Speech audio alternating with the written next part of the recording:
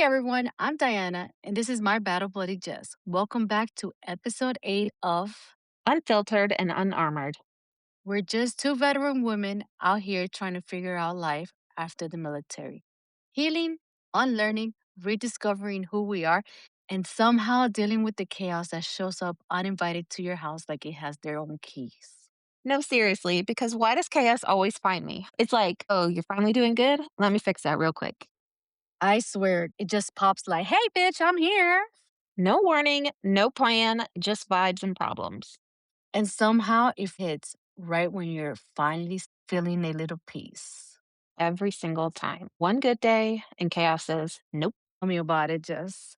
So, how's your week going, Jess? My week is amazing so far. This weekend, I got in the garden with my family, and I can tell you that it was seriously unnerving to just sit there and point and let them do all the work while I sat there because I couldn't get on my hands and knees and help dig in the ground. It was a little insane. That's awesome. I think my week was pretty good. I'm actually excited about doing this podcast. I haven't been excited in a while. It's a lot of hard Hey, work, but I actually love it. I like the numbers that we're getting, and I hope that somehow, some way, people are actually listening to us and actually feeling something. yeah, my son likes it so far. And he likes when I leave Easter eggs. I'm glad that he's listening and he's giving me feedback, but it's like, yeah, it's good. I'm not a female, but yeah, I can go along with it. I was like, "Oh, okay, cool." He just said, Yeah. "Slow Yeah. down, make sure it's not abrupt." I was like, "Okay." Yeah, I know. That's probably me. But on a serious note, I'm just really happy that people are listening to us. And Yeah. today's conversation might be a little deep, but I actually think it's something important that we should all talk about. Yes. So, with that being said, after we're telling everybody we're fine, like I always do, I want to ask you guys, the audience, and you as well, Jess, a question. Do you guys ever feel like the military taught us to keep on moving, packing up, pushing through, and being away from the family?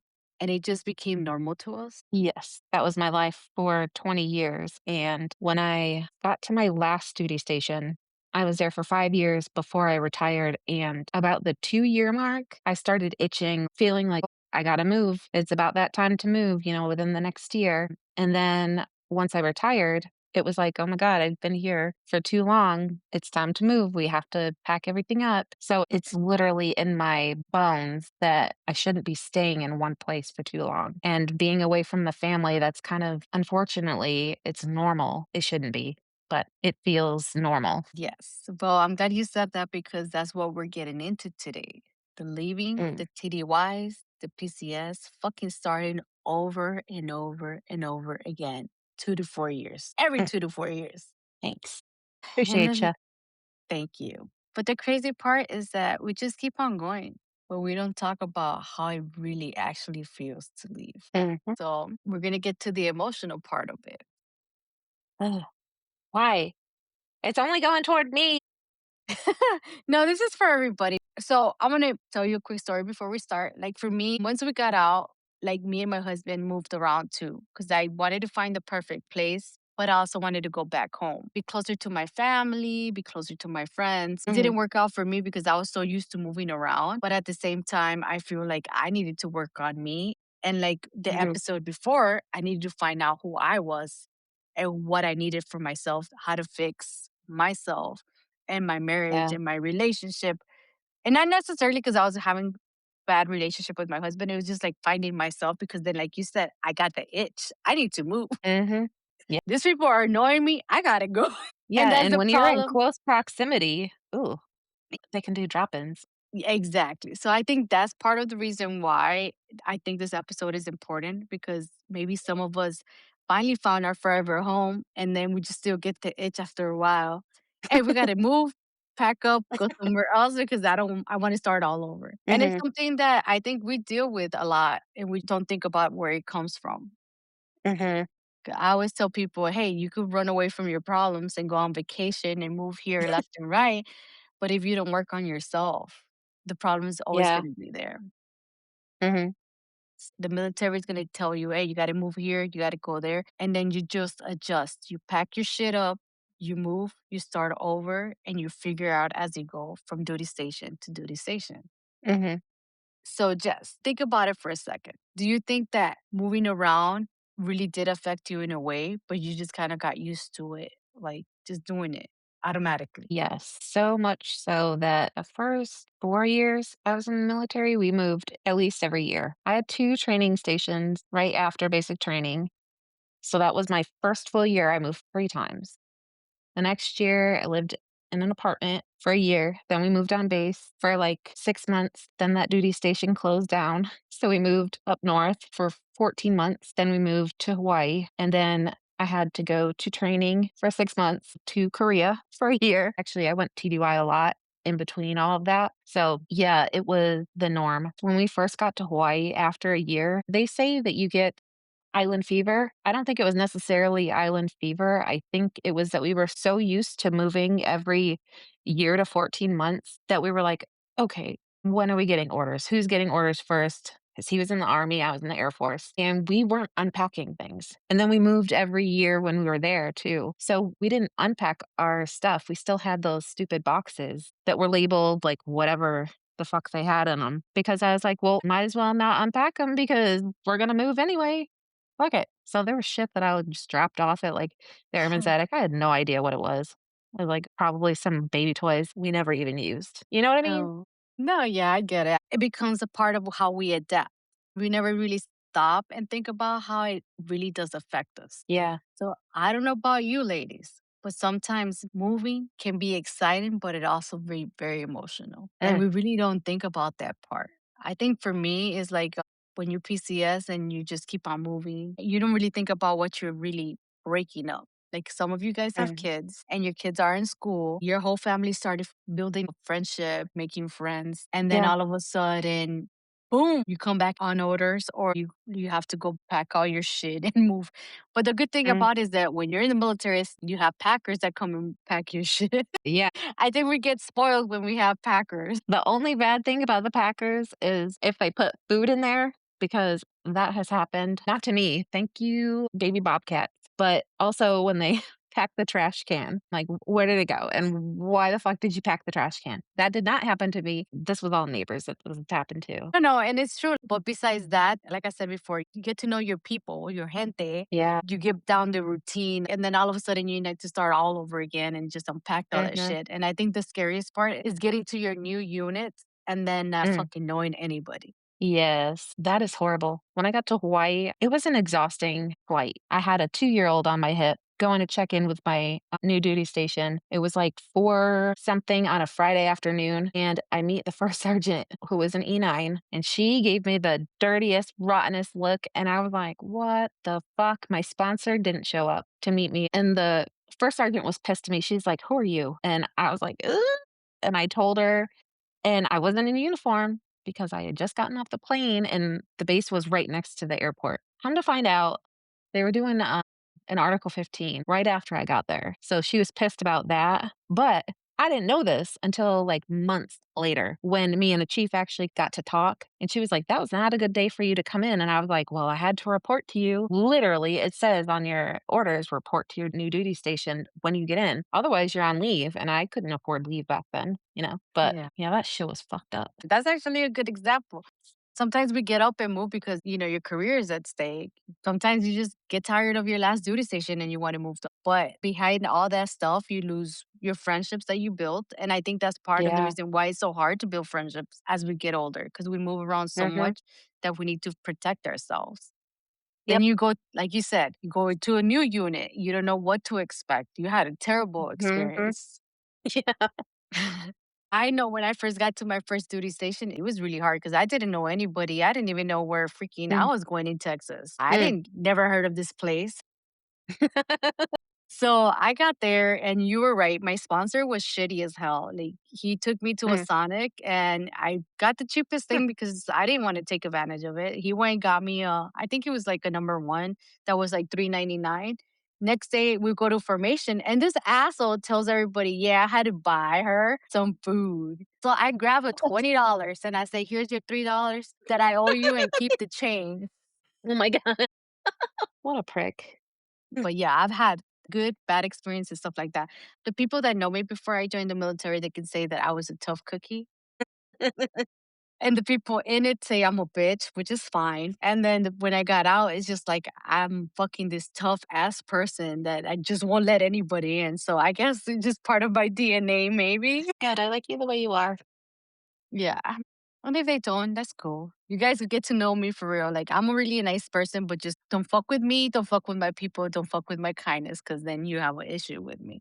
And just like Nope. him, like, that guy just came out of nowhere, tried to embarrass me. I was a fucking PFC. I was like, Mhm. hell no. I don't care what rank you are. You're not going to disrespect me.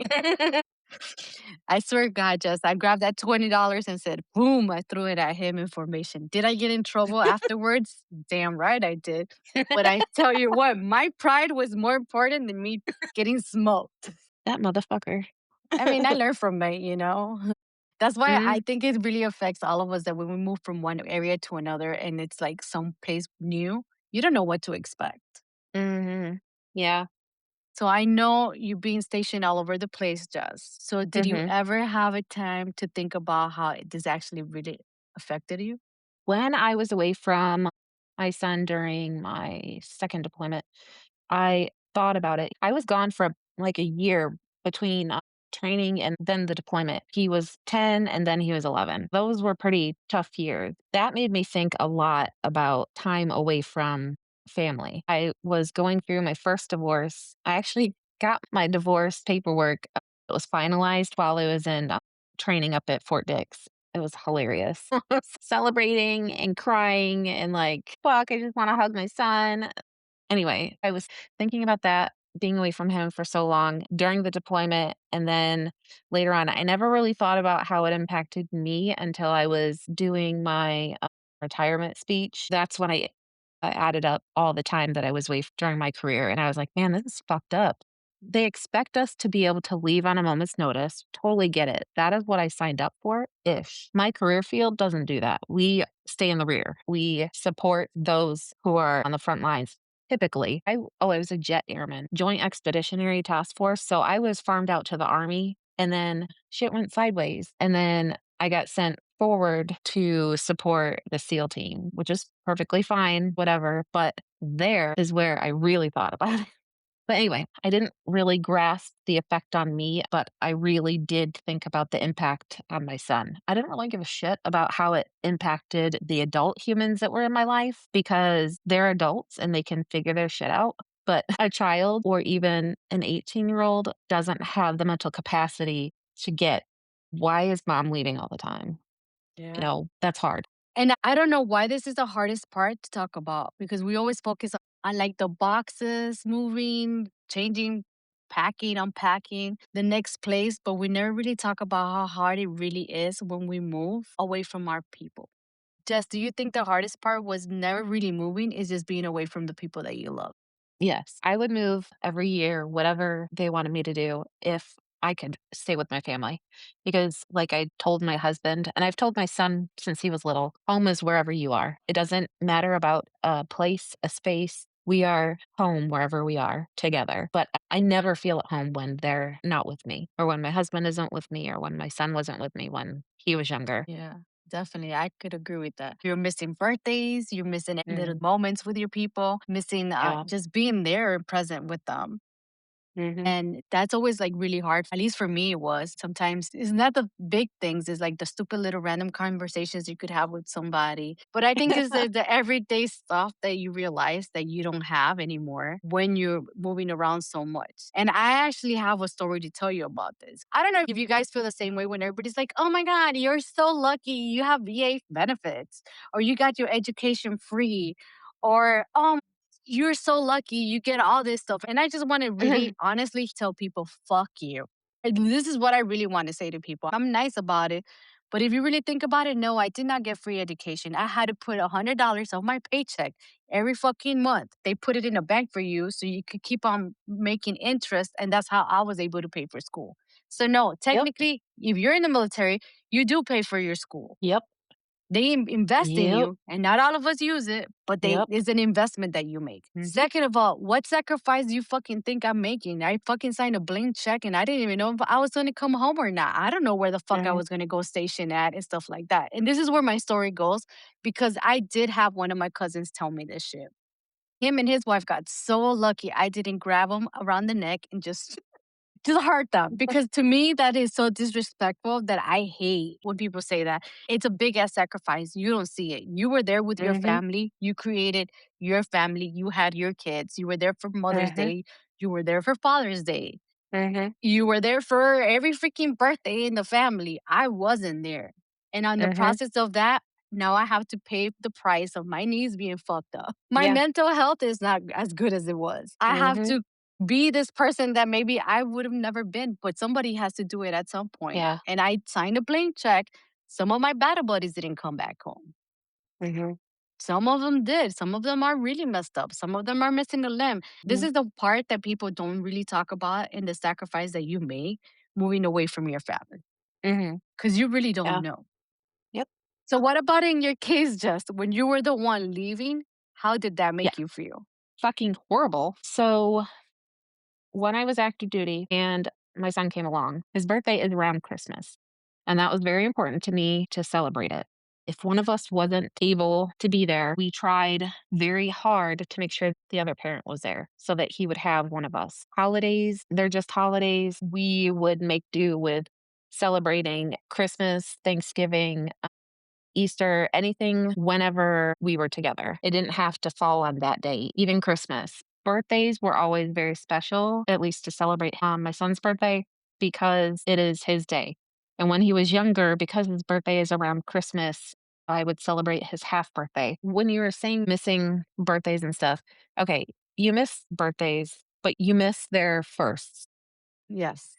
You can miss their first words, their first steps, their first whatevers. I held my son back from starting kindergarten because I didn't want to miss his first day of school. I was like, nah, fuck that. He is not going to school. He could have started at 4 and he was smart enough because he was reading chapter books by then. And I was like, no, I was an asshole parent. I was giving him workbooks, making him work on his writing, and he writes like a fucking doctor. It's terrible. It's the worst penmanship ever. Love you, kid. But, missing the first, missing the last, the last. The person that I was closest to passed away while I was in training. He was my rock, my grandfather. I was closer to him than I was to any other person in my life. He called me every Saturday, rain or shine, whatever. He did not call me the Saturday that he passed away because he passed away right before he would have called me. That nearly killed me. Not just that I missed that, but then I couldn't even go to his funeral. He was a Marine, so he had burial rights. I couldn't go to his funeral because I was in training. And they said, if you go to it, that's fine. I was halfway through fucking training. It was a Recycle you? 5-month training. Yeah. And they said day one. And I was like, but why? I was so far ahead of everyone. Like, I was really good at this shit. And I was like, but why? Why can't I go to a fucking funeral for this man and then come back and just, start in the classes behind us? No, we can't do that. We can't make that exception for you. So I missed that. I missed going to see my son at the funeral of the man that was the most important to me. And my Oh, son having to hold my grandmother and my mother. I'm still very bitter about that. I think they could have made an exception, like, fuck you for not making an exception. But I was fucked up from that for a long time. I don't know how I did so well in school. I think I just buried myself in it. And you adapted. yeah, unfortunately. That's unfortunate that I knew what to do because they trained me to do that shit? Shit. I could totally feel that. The same thing happened to me with my grandmother. Like I said before, my mom is seven, uncle seven and on. So my mom is the youngest one. Mm, yeah. My grandma passed away. She passed away in her native country in Colombia. Mm. And I was in the military. I remember the last time I spoke to her, she died of a freak accident. I think she had ate up bones and it got stuck into his intestine and then it just blasted up. But I had the Oh, same problem because the army was like, nah, man, you make you go through all these hoops called the Red Cross, yeah, do all this stuff, make sure that you're not lying. It's just like you're jumping in through hoops and people don't know that part that you have yeah. to suffer. So I'm glad we're Mhm. talking about this now because it's a part that you have to suffer. Obviously, you're not going to lie about one family member dying that was so Yeah, close to you, but they need paperwork from the hospital. They need all kinds of stuff, which totally sucks. because it makes you be Yeah. in like a fucking fucked up mood anyways. And I Yeah. remember I had to do all that stuff. And at the end of the day, they told me, hey, you're going to go see your grandma. I'm like, well, yeah, I want to. It's just like, you can't go because Colombia isn't one of the things that you can't go. So we Yeah. weren't allowed to go. So I was like, you know what? I'm still going on leave. But going back to my hometown, at least I'm going to be able to stay there with the kids while the adults go to Mhm. the funeral to see my grandmother. So I ended up going there and I took that responsibility. But I did feel that they could have done something for me to be able to go there. But they made me jump through hoops Yeah. back and forth. And I missed my grandmother's funeral, which that totally sucked because I loved my grandma more than anything in this world. Mhm. To me, she was the bomb diggity. Mhm. And I don't care what my Yeah. cousins say, if they hear this podcast, I still think that I'm her favorite. Mhm. I know I was his favorite. I was my grandma's favorite. And the only reason why I say that is because when I was in high school, you know how everybody liked to skip school and stuff like that and go places? Once I got a Yep. car, I used to go to my grandma's house. I Oh. used to go to my grandma's house all the time and take her out to, Aw. if she needed to go to the supermarket and she needed to do with my grandfather. And I would be like, hop on, let's go. And then I would have my mom try to pinpoint where I was, but I wasn't doing anything bad. I was coming home late because I was with my grandmother. And I just That's felt so good cute. being with my grandparents. Mhm. Yeah. So I feel that that's a special moment that I'm talking about in this podcast right now. It's like the shit that people don't see, what you go through, and the moments Yeah. that you miss. And I don't think Mhm. it's more about moving. It's just like the whole shit that you miss with the people you care about. Yeah. And with that being said, I think that's what makes it even harder. It does get hard for us to start all over again when you move to a new duty station. Sometimes you go before you take your family, Mhm. even if it's just 2, 3 days. So I have another question for the audience and for you, Justin. Do you feel like every time that you move and you had to start all over again from zero in the new duty station, how did that shit make you feel? Did it suck? Were you excited or like was it shitty? I loved it so much. I loved feeling like I was the low person on the totem pole and that I didn't know shit about my job. I'm just kidding. I was being facetious, but yeah, it sucked big donkey balls. So every duty station that I went to, I had to learn so much more than what my job was because we did nerdy shit. Some of it was admin, but a lot of it was nerdy shit. And I just had to learn so much stuff. So I was starting back over, regardless of what rank I was. If I was an E4, E5, E6, E7, I was starting over. It was hard. I felt kind of dumb every time because I felt like I was stepping into something where everyone else was smarter than I was. But at the same time, they were where I was at, once upon a day. But I just never thought about that. I was stuck in the why am I so dumb? I need to learn more. I need to read more. I need to do more, whatever. I put a lot of pressure on myself that was probably unnecessary. Yeah. Yeah, I hated it. I fucking feel that shit in my soul, girl. Honestly, I do feel that shit because I feel the same way. You have to prove yourself. And if Yeah. you don't, then it's kind of like there's another dumbass that came to the unit. Yup. Some of my units, I was the top NCO or whatever leaving that duty station. And then the next duty station, they're like, who are you? What? You're just shit on my shoe. And I'm like, well, damn, shut the fuck up. Be nice. Don't be a dick. I hate I that.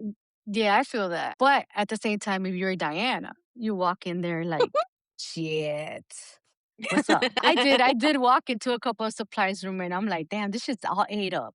So I would just sit quiet, like kind of look back and shit. And then by the first week, everybody knew I knew my shit. And that's something I Yeah. think I learned from my husband is like, if you know your shit, nobody can ever fuck Hmm. with you.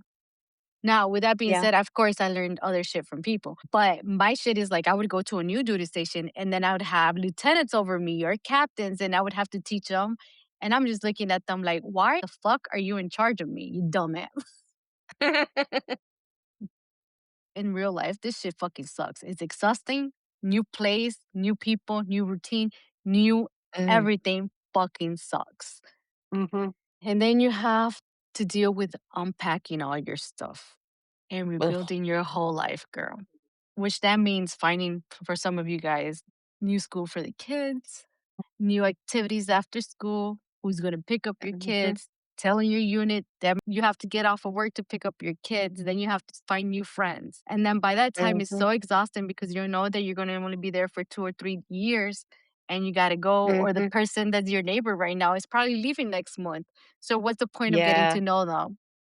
I can't even open up emotionally to you because you're not gonna be here long enough for me to see if you're a douche or if you're gonna be cool. So let's just not talk. Yeah. And after a while, starting over, starts feeling heavy. I think that's something that we really don't talk about. And maybe, I don't know if anybody else feels like that. Please let us know. Send us an email or a DM or write on the episode that you're listening to. Let us know if you feel the same way. I think what it does over time is that every move that you have, it adds up. You fucking refuse to unpack, leave your shit there. You say, hey, I'm gonna leave anyways. You Mhm. start closing yourself into just like your everyday move, like, hey, you gotta go do this, work, come home, sleep, take the kids Yep. to school, whatever.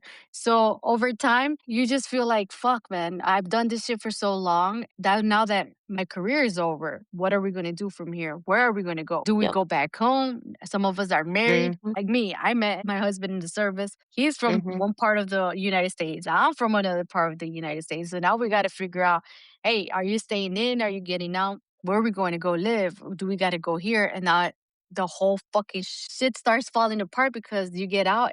What are you going to do? Are you looking for a job in a different state? Are you going to come Mm. home? What's the new deal? So, Jess, how do you feel that after a while, like you didn't even think about it anymore, you just went with the flow? Or when you got out, like, do you know exactly what you wanted to do? I did not because my son was a senior when I retired, and I literally retired at 20 years, 2 weeks, and 2 days because you have to retire at the end of the month. The unit that I was at, I did not wanna give them one more day, minute, hour of my life because I was so disgusted with some of the people that I worked for and had to work with. I was just like, "Yeah, no, go fuck yourselves. Go fuck yourselves every fucking way." I ended up working for a year as a contractor. My first job was cool. I switched to another contracting job and I loved it. And I would have stayed with them, but the place that I worked at, I had such bad panic attacks and anxiety from working there that everything about it triggered me. Driving in triggered me. The company that I worked for, fucking amazing. I loved them, and if I could work for them again, I wouldn't, but, I would definitely sing their praises to other people. But my last duty station, some of them were very awful, one individual in particular. But anyway, before I got out, I did spend a lot of time in, Hawaii so that I could keep my son in one place. He was in school, he had ADHD, so that was considered a learning disability. I didn't wanna have to move around because that was a pain in the ass to do. So when anyone has a special needs child, on top of just a child, they have to go through fucking insane hoops. That also comes up when you PCS. We were restricted where we could go, where I could PCS to.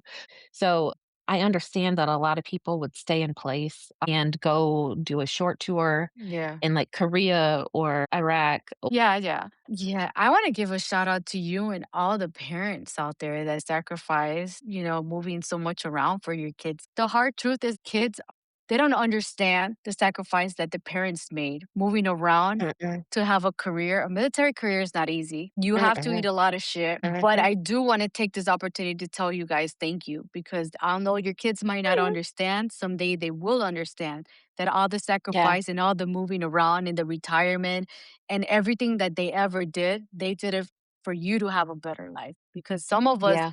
joined the military for different reasons, different backgrounds. Some of us didn't have anything growing up, some of us did. And it's the most isolating place that you can be being a military member. Staying away from your wife Mhm. fucking sucks. Yep. Life moves on fast but slow at the same time. You end up being depressed. Mhm. Like I said before, you miss special moments with your family, and some kids don't Mhm. understand that. But that sacrifice alone that a parent does for their child, we have to applaud it for real. I do Aw. applaud it. I have a lot of friends that have kids and they don't understand. I'm just like, you just have no idea. Yeah. Yeah, and all those tantrums that they're like, "Oh my fucking god, my kid. I just want to kill them." I'm like, "Man, I wish I coulda had some of those tantrums that I missed, those years of my son."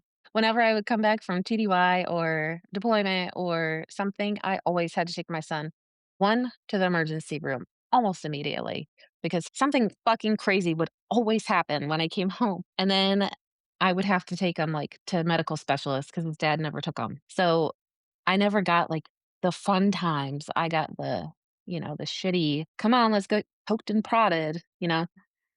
I think that you just adapt and you're always on Yeah. survival mode. You learn to keep it together and not tell your family how Yeah. you really feel, Mhm. and then you're hoping that your whole military career moves on fast. Mhm. And you Mhm. never have time to sit down and just like sit there with your feelings. Oh, fuck no. You know? And then all that shit comes with a big ass cost though, if you think about it. Fuck it, Mhm. man. People don't realize how hard it really is to be a military. If you go get a random person and say, "Hey, how do you think military life is?" Most of them like, "Oh, you party, you have fun." Yeah, we do have good times. You do meet a lot of people that are fun, Mhm. But at the same time, it's a very fucking lonely life. Mhm. It really Yeah. is lonely. And then some of us Yes. get married with the wrong people. Some of us get married to the Mhm. right people. And some of the military lives, and sometimes I feel like military relationships don't last because it's really freaking hard to be away from your spouse. Like for me, my Mhm. husband's last deployment killed me. Like so much shit went wrong that it was fucking crazy. And then when we finally got Mhm. back together, it was just like I was a different person. He was a different Mhm. person. We were a year apart and we had to start Mhm. all over again. And being away from somebody, it's fucking hard because you start being your own individual. Not to mention the shit that when you're deployed, what you go through, Yeah. and you keep it to yourself because you don't want to tell your family what everything that's going on. Not because Mhm. you're scared, you don't know how to feel, like you're having panic Mhm. attacks, then you're with your unit, you got to take care of the person to your left, the person to the right, Mhm. everything that's fucking matter. Plus, you're also worried about the shit that's going back at home. Like, if your kid is Mhm. good, is your spouse okay? Everything. Nobody really sits down and say, "Fuck, man, you know what? That must have been really hard for you to deal with." Mhm. Yep. And we don't talk about it because you're supposed to be like this badass person that fucking deals with Yeah. all this shit. So yes, ladies, I want to fucking thank you for being amazing moms. Yes, and humans, yes. Moving around a lot fucking sucks. And then we see you, we hear you, we're here for you. I think part of that is because we start to guard our emotions every time we move and then we kind of lose ourselves into it. Mhm. And then you start to isolate yourself as well, Mhm. then you start having zero attachments with people because at this point, from all the moving around and all the shit you had to deal with, a new environment is scary at the same time because you don't know what the fuck to expect from people. Yeah, my last duty station, I had 0 friends for a long time, a very long time. They have, senior NCO group in the Air Force. I joined that shortly after I got to the new base because I did not connect with my peers, anybody in my own Unit. tier, because they weren't the same career field that I was. I was specialized, and they just didn't understand how different I was, and it really fucking bothered me. I fought them for a long time, honestly. I was like, "My people do not belong here. We have a very small community, and you have this huge amount of people here, and they're not doing their jobs." I was very angry about that for a long time. So I didn't make friends for a long time because I was angry, and they thought that their shit didn't stink and that they were better than everyone else. And I was like, "Yeah, go fuck yourselves. I'm not going to be friends with people that are just assholes." And for several months, I was doing the E9's position. I was sitting as the chief enlisted manager for the whole Yeah, directorate. When the new chief came in and, got his bearings, whatever, in my mind, I was like, "You're different. I don't really care for you." He did not give me the good warm and fuzzies. He gave me the sleazy, skeezy, yeah, something is wrong. I'm very empathetic. I can pick up on people's feelings. I feel their feelings. I feel all their feels. touche. And I find the people that cannot speak for themselves, I can relate to them so well. So I will go find the nerdiest of the nerds and talk to them and build a rapport with them. So this individual, he liked to talk shit about those people. This is what I told him. "You do not have a grasp on these people. You do not see what is actually happening. Some of these people are suicidal and you don't see it because you're sitting there coking and joking, talking shit to them, at them, not with them, and you're being an asshole." And he told me, one, that I was wrong. He put me in my place, E9, he put me in my place. I didn't get butthurt about it. I was okay. And he said, "Someday you're gonna need me and I'm not gonna be there for you. I'm gonna tell you, no, I'm not gonna help you. And I was like, I'm never gonna need you ever. Not one day ever in my life. I will never, ever come ask you for help. What a douche. Literally, the last person. He had, like, these visions of himself and how perfect he was. Man, your fucking headshot was a glamour shot. Seriously. You remember glamour shots? Yeah. Yeah. That Come is on, so bro. funny. Yeah, when he sent me his picture, I was like, "Bro, wow." He was like a little man too. I mean, I'm 5'10", so a lot of people are smaller than I am, but you're trying to project that you're this big badass whatever. You're from Bama, I'm from New York, and he had a big ass black truck that he souped up, and I'm like, "You're compensating Yep. for that and your fucking tiny brain, motherfucker." Like, I did not like and he caused so much angst. Some people tried to make me feel bad for him. He's going Why? through a divorce. I was like, "I'm going through a fucking divorce right now too. Did I tell you any of it? Like, does anyone else know this? Like, No? poo, poor me. Like, go fuck yourself." One, he's a hoe. I don't care. He's sitting there flirting with every fucking person around here, and you're like, "Cut him some slack. He's going through a divorce." No. No, I will not cut him some The slack. better question He's a is piece like, of shit. why is he going through a divorce? What did he Exactly. do? What happened? That should be a better question. Exactly. Yeah. So, those are some things that you have to deal with going to new bases. Actually, I have a story too that you said that it reminded me. Like I said, I was logistics, so I always had like my own supply room. And like, if you met me in the Nice. military, I ran my shit good, you know, to the point that nobody really said anything to me because I'm like, okay, Mhm. go ahead. I had this E7 one time walked in and we're getting all the hand receipts ready. They had to get them signed, make sure that everybody had their equipment, everything was good to go. Yep.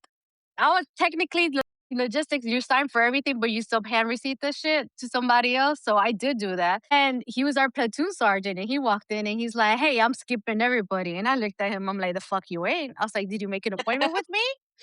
He was like, "I don't need an appointment. I am your platoon sergeant." And then I looked at him and I was like, "Well, this is my fucking supply room."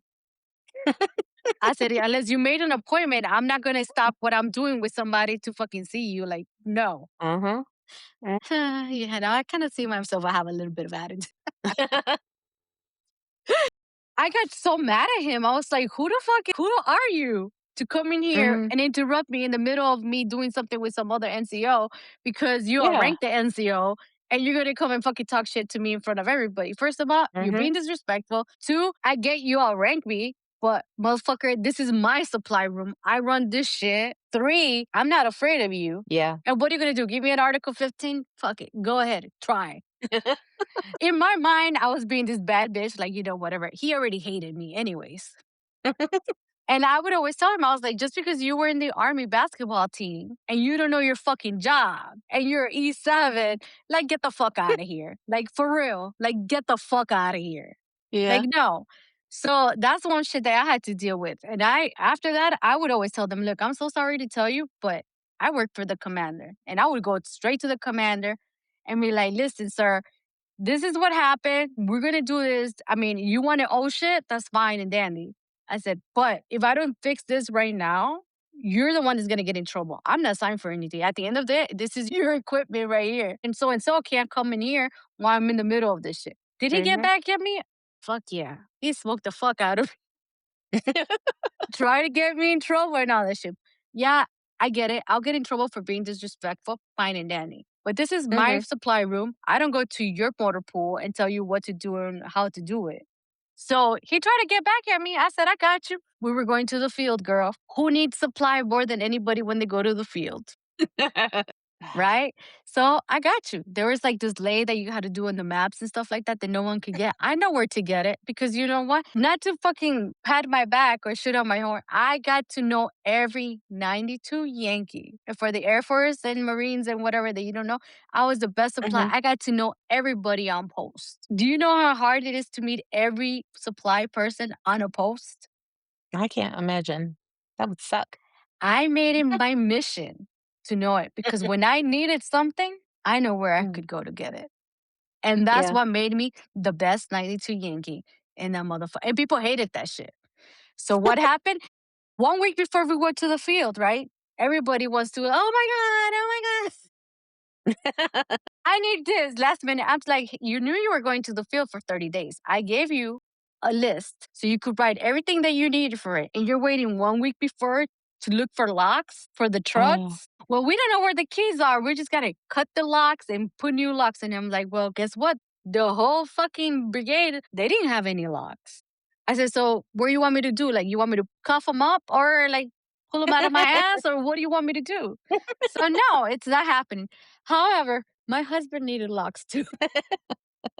He was in another unit. I sure did go to his motor pool, grab a fucking bunch of locks, gave them to him in his desk, and I said, I got you. I got you, sir.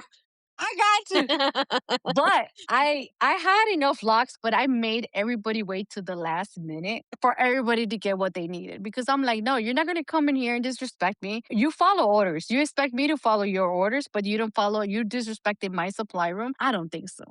And I think after a while, Mm, people got a hint that I knew my shit and that it wasn't mhm. just like, oh, I was coming up with shit. Like, hey, if shit got missing, I knew where to find one because I knew my shit. Like, I had this girl miss, like my flag vest. You know how expensive that shit is?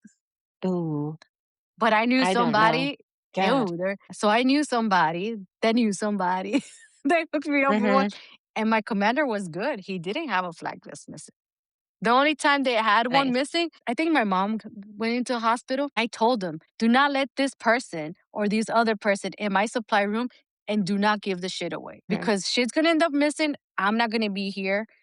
Boom. I swear to God, I have like a magic ball. Exactly what happened was what I said it was gonna happen. No. Next thing you know, I'm here with CID, them asking me if I stole some shit. I'm like, no, I Oh, wasn't even here.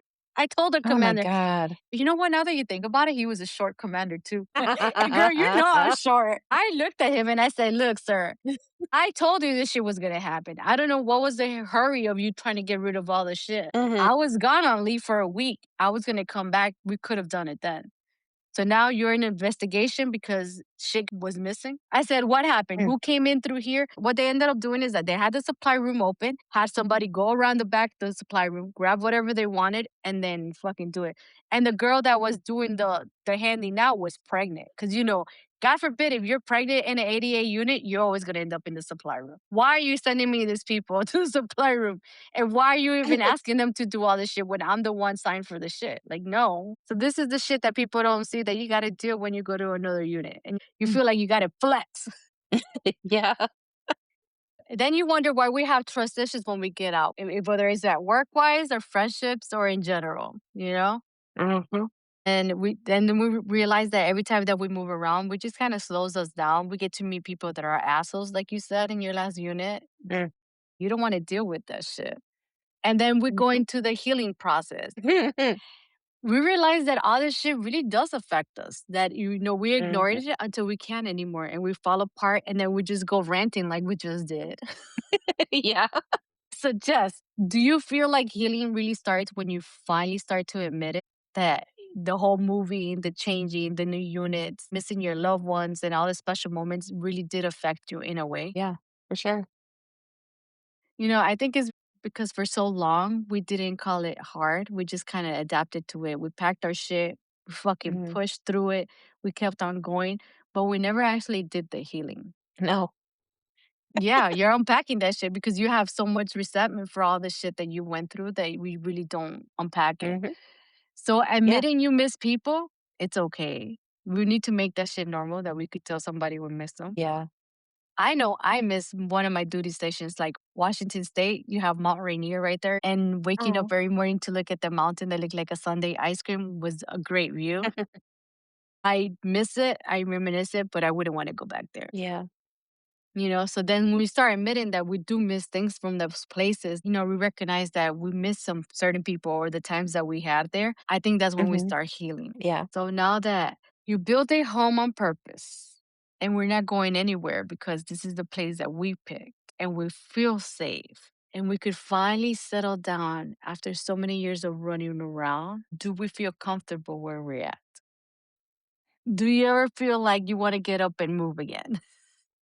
Yes, I do. I think I will probably always feel like it's time to move, and that's just because of PCSing. It's like every couple years, it's time to move. It's time to go.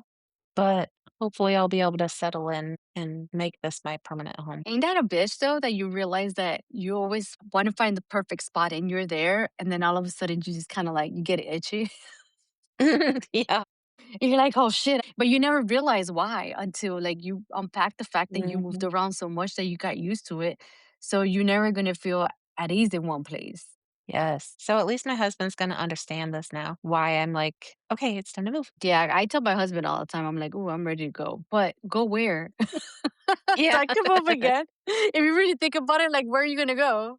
I feel that it's more of a mental thing. We need to figure out that no matter where we go or where we could run to, the issue is us. And we got to figure it Mhm, out. Because you can move anywhere you want, but mhm. your issues are still going to be there. So, the deep down of this emotional breakdown, we got to figure out what is it that we want. And moving is not the solution, even though that's what we were taught to deal with our own issues. Okay, it's time for a lighter segment. PCS packing or emotional breakdown? Honestly, most of the time, both. Exactly, let's go. Crying over a random coffee mug because it means the move is real. Ooh, emotional breakdown. That mug has so many memories. Oh, so many of those. Yep. Number 2, losing important paperwork the day before you leave. PCS chaos. Immediately stressed. No thoughts, just straight up panic. Number 3, your kid asking, "Why do you always have to move?" Ooh, that right there, government issued emotional damage. Yeah, that one definitely hurts. Number 4, looking around a half empty house and suddenly feeling sick. Oh, that's an emotional breakdown with an echo because I know I done that shit. The last move that I had is like, I want to leave some memories here to the point that me and my husband wrote our names on a tree. Like we carved our names on it Oh, just to leave I'm a memory there. Yeah. Next, opening a box months later and realizing you packed your feelings too. Military spouse superpower or survival mode. Yeah, honestly, it's both. Smiling through the move and crying in the car later. Hold it together outside, fall apart in private. Yes, always. Okay, all jokes aside, I really want people to hear this. Military life teaches you how to leave before it teaches you how to process what leaving costs. That's really what this whole episode comes down to. We really got good at packing, moving, adapting, and starting over. But that doesn't mean we really didn't feel it. Exactly. We were praised for being flexible, but nobody talks about how much that flexibility actually costs us. Facts, girl, facts. Just because we were strong enough to go doesn't mean it was always easy to leave. Oh, that part. People hear resilience and think you were fine. No, resilience just means you kept going while your heart was still catching up. Oh my God, I feel that. Mm. If you feel more emotional now, more aware, more tender, that's not weakness. That just means you finally got space to feel it, and you deserve that space. Oh my gosh, you really do. And let me tell you, going on those rants took me way back. This was episode 8 of Unfiltered and Unarmored. Real talk from two women veteran life after service, healing identity. And the chaos in between. Make sure you follow us on all platforms: Instagram, Facebook, TikTok. And don't be shy, send us a DM or an email at unfilteredunarmored@gmail.com. Yes, please let us know how we're doing, what you're going through, or what you want to talk about next. We're building this with y'all, not just for y'all. Because clearly we got stories and probably some more unresolved emotions too. I have them for days. So don't be shy, talk to us. And maybe don't open those PCS memory boxes late at night unless you're truly ready to unpack them. Oh my God, yes. Please protect your peace and your sleep. And sanity. Bye. Bye.